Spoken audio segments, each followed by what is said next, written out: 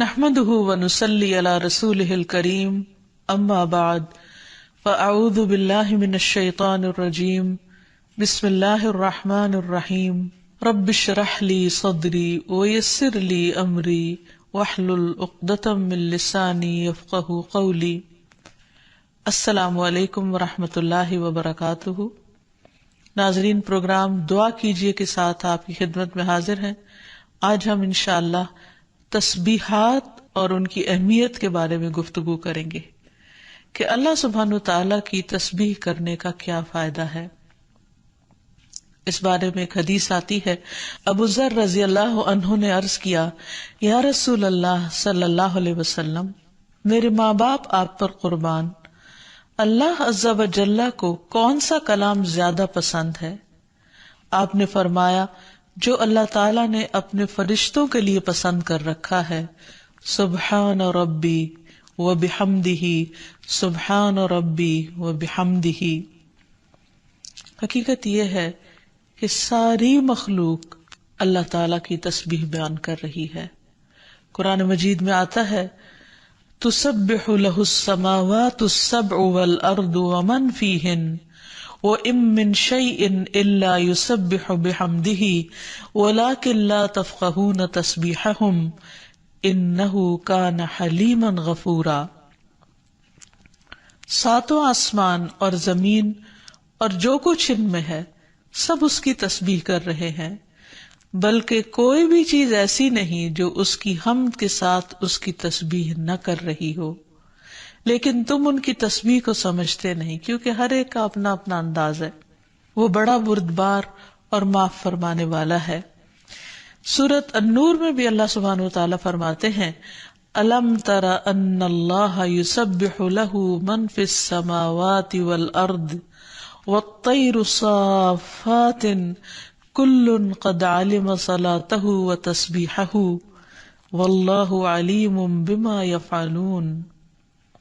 کیا تم دیکھتے نہیں کہ آسمانوں اور زمین میں جو کچھ ہے اور فضا میں پر پھیلائے ہوئے پرندے سبھی کے سب یہ اللہ کی تسبیح کر رہے ہیں۔ ہر مخلوق کو اپنی نماز اور تسبیح کا طریقہ معلوم ہے، اور اللہ اسے خوب جاننے والا ہے جو وہ کرتے ہیں۔ بہت ہی خوبصورت آیت ہے جس سے یہ پتہ چلتا ہے کہ نمبر ایک، ساری مخلوق تسبیح کر رہی ہے، سب اللہ کے ذکر میں مشغول ہیں، ایک ذرے سے لے کر بڑے بڑے ستارے اور سیارے۔ اور پھر خصوصاً پرندوں کی بات کی گئی، یعنی زمین اور آسمان کی مخلوق تو کر ہی رہی ہے تسبیح، لیکن ان دونوں کے درمیان جو پرندے اڑتے ہوئے نظر آ رہے ہیں، اور بعض اوقات صفوں کی شکل میں، یعنی صف باندھے ہوئے یا پر پھیلاتے ہوئے اور سکیڑتے ہوئے یا اڑتے ہوئے، سب مل کر یا اکیلے اکیلے، یہ سب اللہ سبحانہ وتعالیٰ کی پاکی بیان کرتے ہیں۔ ویسے بھی آپ نے دیکھا ہوگا کہ صبح اور شام کے اوقات میں بڑے بڑے درختوں پر بیٹھے ہوئے ہزاروں کی تعداد میں پرندے یک زبان ہو کر اللہ سبحانہ وتعالیٰ کی تسبیح کر رہے ہوتے ہیں، ذکر کر رہے ہوتے ہیں۔ فرمایا یہ سب اللہ کی تسبیح کرتے ہیں۔ تیسری بات یہ فرمائی گئی کہ ہر مخلوق کو اپنی نماز اور تسبیح کا طریقہ معلوم ہے۔ کس قدر دلچسپ اور خوبصورت بات ہے کہ پرندہ ہو یا چیونٹی ہو یا کوئی بڑے سے بڑا جانور ہو یا ستارہ اور سیارہ ہو، ہر ایک کو تسبیح بھی معلوم ہے، یعنی اللہ کا ذکر کیسے کرنا ہے، اور یہ بھی معلوم ہے کہ اس کا کام کیا ہے، وہ کیوں پیدا کیا گیا ہے، یعنی اس کو اپنے مقصد زندگی کا بھی معلوم ہے، اور پھر اللہ تعالیٰ کی عبادت اور اطاعت کے طریقے کیا ہیں، اس کے لیے کون سی راہیں مقرر کر دی گئی ہیں، یہ بھی اس کو خوب معلوم ہے۔ تو اس میں حیرت کی بات یہ ہے کہ اگر ساری مخلوق یہ جانتی ہے تو پھر انسان کا انجان بننا اس کے لیے کس قدر خطرناک ہے۔ اللہ تعالیٰ نے سب کچھ انسان کے لیے پیدا کیا، اور وہ ساری چیزیں انسان کی خدمت میں خوب لگی ہوئی ہیں، لیکن انسان کو جس کے لیے پیدا کیا گیا، انسان اس مقصد کو بھول گیا اور اپنے رب سے غافل ہو گیا.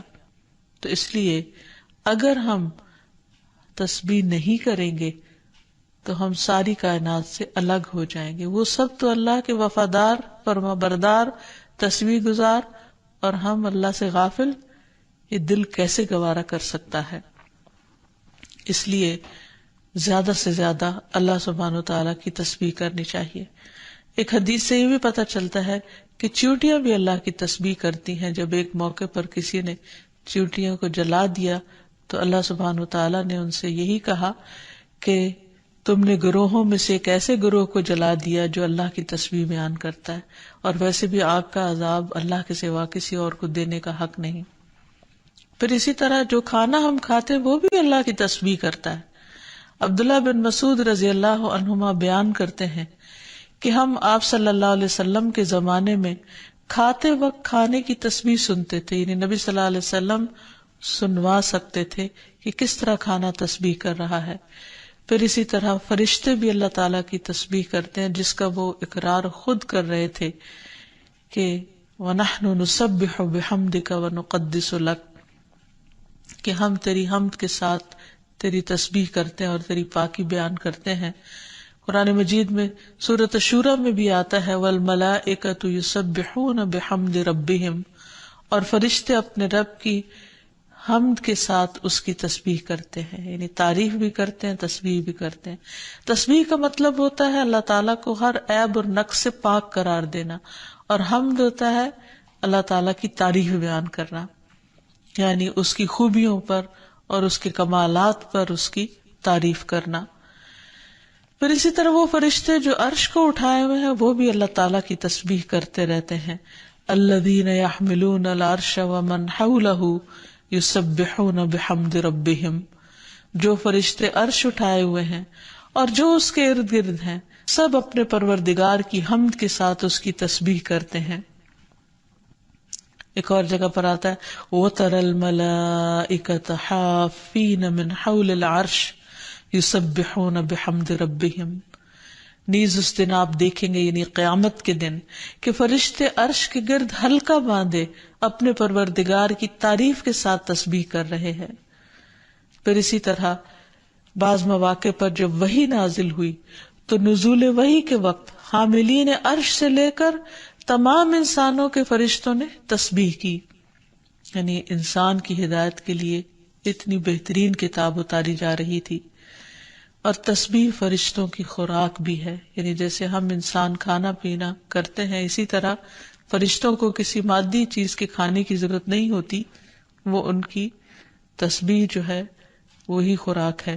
اس بارے میں حضرت عائشہ کہتی ہیں کہ میں نے نبی صلی اللہ علیہ وسلم سے پوچھا کہ دجال کے زمانے میں ایمان والوں کا کھانا کیا ہوگا، یعنی اتنا فتنے کا دور ہوگا اور ہر شخص چھپ جائے گا اور چاہے گا کہ وہ اس فتنے سے بچ جائے، تو پھر وہ کیا کھائے گا؟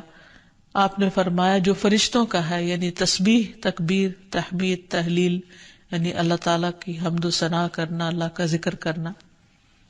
اور تسبیح کیوں نہ کی جائے؟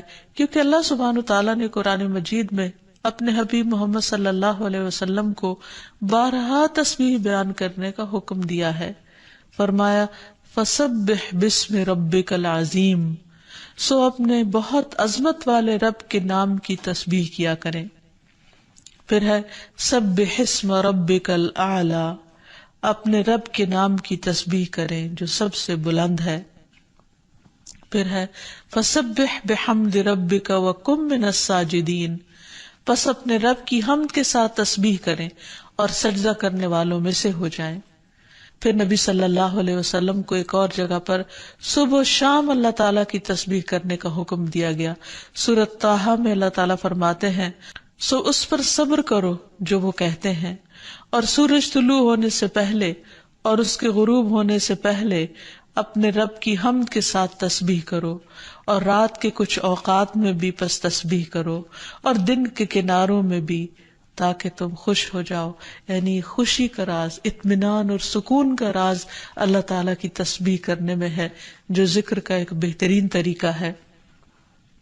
اور یہ ایمان والوں کی علامت بھی ہے کیونکہ قرآن مجید میں آتا ہے انما یؤمن بآیاتنا الذین اذا ذکروا بها خروا سجدا وسبحوا بحمد ربهم وهم لا يستكبرون، کہ ہماری آیات پر تو وہی لوگ ایمان رکھتے ہیں کہ جب انہیں ان کے ساتھ نصیحت کی جاتی ہے تو وہ سجدہ کرتے ہوئے گر پڑتے ہیں، یعنی جھک جاتے ہیں، اور اپنے رب کے حمد کے ساتھ اس کی تسبیح کرتے ہیں اور وہ تکبر نہیں کرتے. یعنی یہ ہوتی ہے مومن کی شان کہ وہ اللہ کی تعریف میں کھویا ہوتا ہے، اللہ کی پاکیزگی بیان کرتا ہے، وہ اپنے رب کی قدر کو پہچانتا ہے اور اپنے کوتاہیوں کو اور اپنی غلطیوں کو، اسی لیے وہ اللہ تعالیٰ کی پاکی بیان کرتا ہے اور اپنے قصور کا اعتراف کرتا ہے، اور اس کی زبان اللہ کے ذکر سے تر رہتی ہے. پھر اسی طرح یہ ہے کہ تسبیح تمام مخلوق کے رزق کی کنجی بھی ہے. اللہ کے نبی نوح علیہ السلام کی وفات کا وقت جب قریب آیا تو انہوں نے اپنے بیٹے سے فرمایا کہ میں تمہیں ایک وصیت کر رہا ہوں، سبحان اللہ و بحمدہ کا ورد کرتے رہنا. یہ ہر چیز کی نماز ہے، اس کے ذریعے مخلوق کو رزق ملتا ہے، تو جو شخص یہ چاہتا ہو کہ اس کے رزق میں کشادگی ہو اسے بھی کثرت کے ساتھ تسبیح کرنی چاہیے.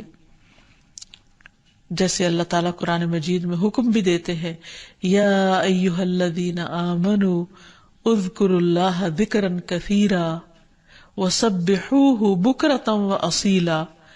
اے ایمان والو، اللہ کو بکثرت یاد کیا کرو اور صبح و شام اس کی تسبیح بیان کیا کرو.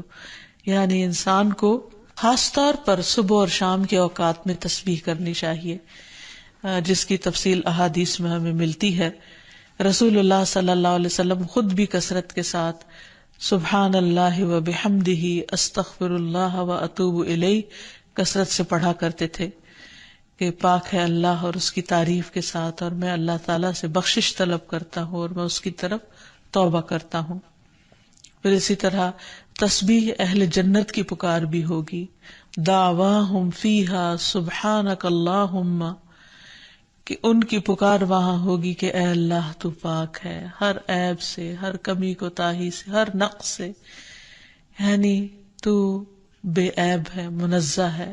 اور یہ اللہ سبحانہ وتعالی کو نہایت پسند ہے کہ اس کی کوئی مخلوق اس کی پاکی بیان کرے، کیونکہ وہ اس کا مستحق ہے، وہ ہے ہی پاک.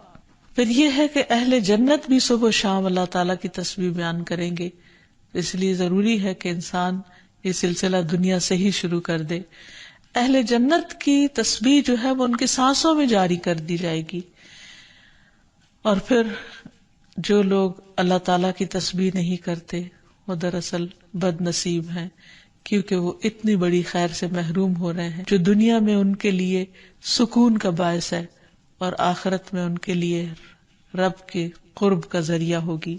تسبیح کے لیے جو الفاظ استعمال ہوتے ہیں اس میں سبحان اللہ و بحمدہ، سبحان ربی الاعلی، سبحان ربی العظیم، یہ تمام کلمات جو ہیں یہ تسبیح کے ہیں.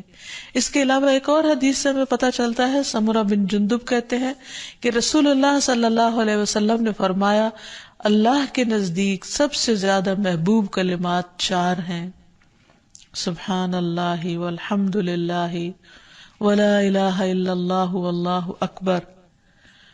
اور تمہیں اس میں سے کسی بھی کلمے سے شروع کرنا نقصان نہ دے گا، یعنی پہلے الحمدللہ بھی کہہ سکتے ہیں یا سبحان اللہ پہلے کہہ سکتے ہیں، لیکن یہ اللہ تعالیٰ کے نہایت پسندیدہ ترین کلمات ہیں. پھر اسی طرح آپ صلی اللہ علیہ وسلم نے یہ بھی فرمایا کہ بے شک تم لوگ اللہ کی عظمت کا جو ذکر کرتے ہو، یعنی تسبیح، تحلیل، تحمید، جو الفاظ بھی کہتے ہو، وہ عرش کے ارد گرد چکر لگاتے ہیں. ان کی ایسی بنبناہٹ ہوتی ہے جیسے شہد کی مکھیوں کی بنبناہٹ. وہ اپنے کہنے والے کا ذکر اللہ کے ہاں کرتے ہیں. کیا تم نہیں چاہتے کہ اللہ کے ہاں تمہارا ذکر ہوتا رہے؟ تو اس سے پتہ چلتا ہے کہ انسان اگر یہ چاہتا ہے کہ اللہ سبحانہ وتعالیٰ کے ہاں اس کا ذکر ہو تو اس کو چاہیے کہ دنیا میں وہ کثرت کے ساتھ تسبیح کرے، کیونکہ یہ اس کے لیے تمام چیزوں سے بہتر ہے. تسبیحات کا پڑھنا، تمام چیزوں سے بہتر ہے۔ ابو ہریرہ کی روایت میں آتا ہے کہ رسول اللہ صلی اللہ علیہ وسلم نے فرمایا، سبحان اللہ والحمد للہ ولا الہ الا اللہ واللہ اکبر، کہ اللہ پاک ہے اور سب تعریفیں اسی کے لیے ہیں، اللہ کے سوا کوئی معبود نہیں اور اللہ سب سے بڑا ہے۔ یہ کہنا میرے نزدیک ہر اس چیز سے محبوب ہے جس پر سورج طلوع ہو، یعنی بڑے بڑے سونے چاندی کے ڈھیر سے بھی زیادہ پسندیدہ تھا نبی صلی اللہ علیہ وسلم کے نزدیک ان کلمات کا ذکر کرنا، ورد کرتے رہنا۔ پھر اسی طرح یہ کلمات جو زبان پر بہت ہلکے ہیں اور میزان میں بہت بھاری ہیں اور الرحمن کو بہت ہی پیارے ہیں، وہ ہے سبحان اللہ و بحمدہ، سبحان اللہ العظیم۔ پھر ایک بار تسبیح پڑھنے سے زمین و آسمان بھر جاتا ہے۔ رسول اللہ صلی اللہ علیہ وسلم نے فرمایا، طہارت نصف ایمان کے برابر ہے، اور الحمدللہ کہنا میزان کو بھر دیتا ہے۔ سبحان اللہ اور الحمدللہ کہنے سے زمین و آسمان کے درمیانی فضا بھر جاتی، یعنی کتنا فاصلہ ہے زمین و آسمان کے بیچ کا، لیکن انسان کیا اس کے لیے بھی اس کو کچھ مشکل ہے کہ اللہ سبحانہ و تعالیٰ کی محبت کے ساتھ پاکی بیان کرے اور تسبیح کرے، جس کا ریوارڈ اتنا بڑا ہے اس کے لیے۔ آج دنیا میں انسان کو وہ نظر نہیں آتا، لیکن کل قیامت کو انسان ایک ایک نیکی کا محتاج ہوگا، تو وہاں اس کو اس کی قدر آئے گی۔ اس لیے بہتر ہے کہ آج اپنے لیے انسان ذخیرہ اور سرمایہ اکٹھا کر لے۔ پھر اسی طرح انسان جب تسبیح کرتا ہے تو اس کے گناہ بھی مٹتے ہیں، یعنی ایک طرف اس کی نیکیوں میں اضافہ ہوتا ہے اور دوسری طرف اس کے گناہوں کو جھاڑنے کا ذریعہ بنتا ہے۔ انس رضی اللہ عنہ کہتے ہیں کہ رسول اللہ صلی اللہ علیہ وسلم ایک ایسے درخت کے پاس سے گزرے جس کے پتے سوکھ چکے تھے۔ آپ نے اس پر لاٹھی ماری تو اس کے پتے جھڑنے لگے۔ پھر آپ نے فرمایا، الحمدللہ وسبحان اللہ ولا الہ الا اللہ واللہ اکبر سے اسی طرح گناہ جھڑتے ہیں جس طرح اس درخت کے پتے جھڑے ہیں۔ پھر اسی طرح یہ 100 اونٹوں سے افضل عمل ہے۔ نبی صلی اللہ علیہ وسلم نے فرمایا، جس نے سورج طلوع ہونے اور اس کے غروب ہونے سے قبل 100 بار سبحان اللہ کہا تو یہ اس کے لیے 100 اونٹوں سے بہتر ہے، یعنی اتنی بڑی کمائی اور نیکیوں کا اتنا بڑا ذخیرہ ہے۔ پھر اسی طرح تسبیح کے کچھ اور کلمات ہیں کہ جن سے آسمان کے دروازے کھل جاتے ہیں۔ ابن عمر کہتے ہیں کہ ہم رسول اللہ صلی اللہ علیہ وسلم کے ساتھ نماز پڑھ رہے تھے کہ جماعت میں سے ایک آدمی نے کہا، اللہ اکبر کبیرہ والحمد للہ کثیرہ وسبحان اللہ بکرۃ واصیلا۔ تو رسول اللہ صلی اللہ علیہ وسلم نے فرمایا، اس طرح کے کلمات کہنے والا کون ہے؟ جماعت میں سے ایک آدمی نے عرض کیا، اے اللہ کے رسول، میں ہوں۔ آپ نے فرمایا کہ مجھے تعجب ہوا کہ اس کے لیے آسمان کے دروازے کھولے گئے۔ ابن عمر فرماتے ہیں کہ میں نے ان کلمات کو پھر کبھی نہیں چھوڑا جب سے اس کے بارے میں میں نے رسول اللہ صلی اللہ علیہ وسلم کو یہ فرماتے ہوئے سنا، کیا کہ اس شخص کے لیے آسمان کے دروازے کھول دیے گئے، یعنی ان کلمات کے پڑھنے کی وجہ سے۔ پھر تسبیحات کا پڑھنا جنت میں درخت لگانے کا سبب بنتا ہے۔ پھر اسی طرح انسان کے تمام جوڑوں کا صدقہ ہر روز اس پر واجب ہو جاتا ہے، اور یہ تسبیحات اس کے لیے ہر جوڑ سے صدقے کا باعث بنتی ہیں۔ پھر یہ ہے کہ تسبیحات عمر میں اضافے کا ذریعہ بھی بنتی ہیں۔ نبی صلی اللہ علیہ وسلم نے فرمایا، اللہ کے نزدیک اس مومن سے افضل کوئی نہیں جسے حالت اسلام میں لمبی عمر دی گئی ہو، اس کی تسبیح و تکبیر اور تحلیل کی وجہ سے۔ پھر اسی طرح انسان کے لیے یہ تسبیحات محرومی سے بچاؤ کا ذریعہ بھی ہیں۔ رسول اللہ صلی اللہ علیہ وسلم نے فرمایا، کچھ دعائیں ایسی ہیں جن کو 100 مرتبہ پڑھنے والا کبھی محروم نہیں ہوتا۔ سبحان اللہ والحمد للہ ولا الہ الا اللہ واللہ اکبر، یعنی جب انسان کو کوئی حاجت ہو، کوئی ضرورت ہو، کوئی مشکل ہو، کوئی پریشانی ہو، تو اللہ سبحانہ و تعالیٰ کا ان الفاظ کے ساتھ ذکر کرنا شروع کر دے، تسبیح کرنا شروع کر دے، کیونکہ یہ باقی رہنے والی نیکیاں ہیں اور دنیا میں بھی انسان کو فائدہ دیتی ہیں اور آخرت میں بھی انسان کے لیے آگ سے بچاؤ کا ذریعہ ہے۔ حدیث میں آتا ہے رسول اللہ صلی اللہ علیہ وسلم نے فرمایا اپنا بچاؤ حاصل کر لو۔ صحابہ نے عرض کیا اللہ کے رسول کیا دشمن آ گیا؟ آپ نے فرمایا نہیں، لیکن جہنم سے تمہارا بچاؤ سبحان اللہ والحمد للہ ولا الہ الا اللہ واللہ اکبر سے ہے، اور یہی کلمات باقیات صالحات ہیں۔ پھر اسی طرح دل کی گھٹن اور سینے کی تنگی کا علاج بھی تسبیح میں ہے۔ پریشانی، ڈر اور خوف کو دور کرنے کا ذریعہ بھی تسبیحات ہیں۔ تو ہر موقع کی مناسبت سے انسان کو تسبیح کرتے رہنا چاہیے۔